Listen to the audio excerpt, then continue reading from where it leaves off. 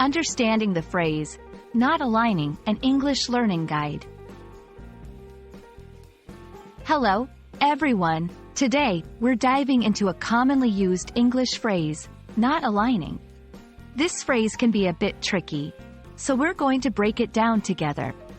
By the end of this video, you'll understand what it means and how to use it effectively in your conversations and writing. Not aligning is a phrase that describes a lack of agreement or consistency between two or more things. It's often used in contexts where ideas, plans, or actions do not match up or are in conflict. Let's look at an example.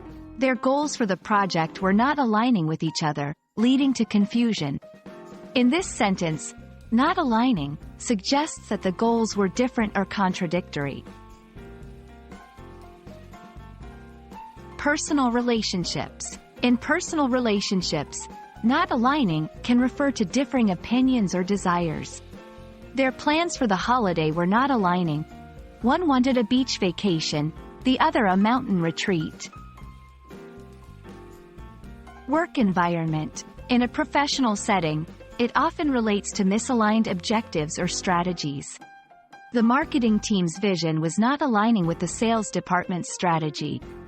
Abstract concepts. When talking about abstract concepts like values or beliefs, their political views were not aligning, causing heated debates.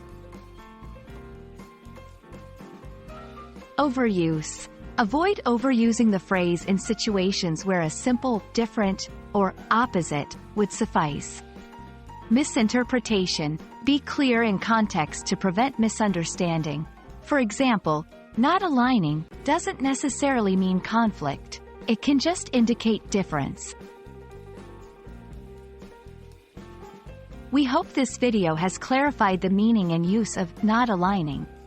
Remember, language is a powerful tool for expressing nuance, and understanding phrases like this one can greatly enhance your communication skills.